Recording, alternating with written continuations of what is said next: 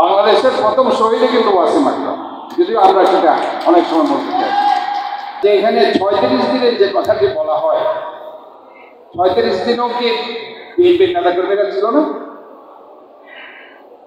তাহলে ওয়াসিম আকরাম মারা গেল কিভাবে? ওয়াসিম আকরাম চট্টগ্রাম কলেজ ছাত্র দলের আহ্বায়ক কমিটির সদস্য।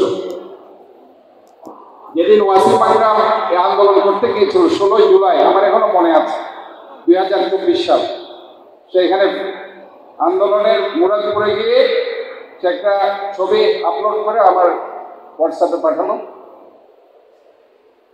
তার সাথে আমাদের কক্সবাজারের ডাক্তার জনি এবং আরেকটি ছেলে ছিল। এরপরে সংবাদ আসলো সে গুলি খেয়েছে। আমি জনিকে বললাম তুমি তাড়াতাড়ি হসপিটালে নিয়ে আসো, বাট পথে সে মারে।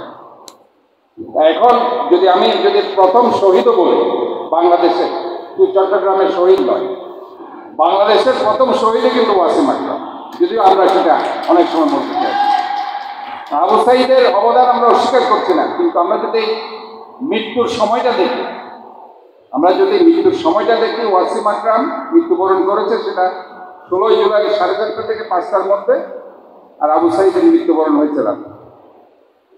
এইভাবেও আমরা কিন্তু ওয়াসিম আকরামকে অনেক সময় আমরা দেখি মূল্যায়ন করতে চাই, কারণ সে জাতীয়তাবাদী ছাত্রদল করে, এটাই তার অপরাধ। সেদিন ডক্টর ইউনূস সাহেব এখানে এসেছিলেন, আমাদের প্রধান উপদেষ্টা। চট্টগ্রাম বিশ্ববিদ্যালয়ে একটি প্রোগ্রাম হচ্ছিল, সেখানে আমাকে একজন বললো যে সেখানে ওয়াসিম আকরামের নাম নেই। আমাকে ওইখানকার একজন উপদেষ্টা মহোদয় জিজ্ঞেস করলেন যে মেয়র সাহেব যাবেন না ইউনিভার্সিটিতে? আমি তো যাবো না। যেখানে চট্টগ্রামের প্রথম শহীদ, আমি বাংলাদেশের প্রথম শহীদে বাদ দিলাম, চট্টগ্রামের প্রথম শহীদ ওয়াসিম আকরামের যেখানে মূল্যায়ন হবে না, নাম থাকবে না, সেই ইউনিভার্সিটির প্রোগ্রামে কিন্তু আমি যাব না।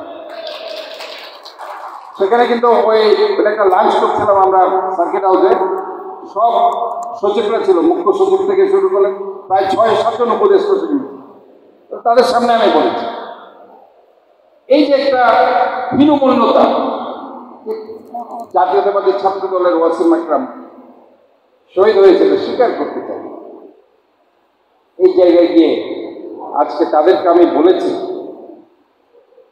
একক কৃতিত্ব দিয়ে কখনো গণ অভ্যুত্থান হয়নি,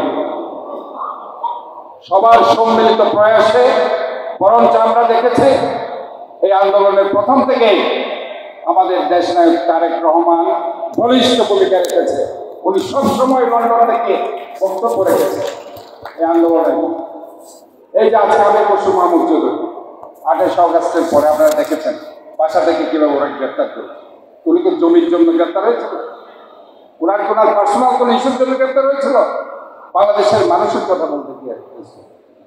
আমরা যে জেলে ছিলাম, আমরা কি আমাদের ব্যক্তিগত কোনো জমি জমার জন্য আমরা অ্যারেস্ট হয়েছি? আমাদের নেতাকর্মীরা যারা বছরের পর বছর জেলে ছিল, তারা কোনো নিজের জন্য অ্যারেস্ট পায়নি। তারা বাংলাদেশের মানুষের কথা বলতে গিয়ে, বাংলাদেশের মানুষের মৌলিক অধিকার, গণতান্ত্রিক অধিকার রক্ষা করার জন্য তাদের কথা বলতে গিয়ে তারা জেল খেটেছে, নিষ্পেষণ নির্যাতনের শিকার হয়েছে। কাজে ৩৫ দিনে কোনো আন্দোলনকে কেউ হাইজ্যাক করতে পারে না। কাজে ঠিক একইভাবে আজকে আমরা সময়ের প্রেক্ষাপটে আমরা মনে করি দেশনায়ক তারেক রহমান যেভাবে নেতৃত্ব দিয়েছে গত 16টি বছর, ইনশাআল্লাহ আমরা যদি ঐক্যবদ্ধ থাকি, আগামীতে যে নির্বাচন হবে ইনশাআল্লাহ সেই নির্বাচনে বাংলাদেশ জাতীয়তাবাদী দল নিরঙ্কুশ আসন নিয়ে ক্ষমতায় আসবে ইনশাআল্লাহ।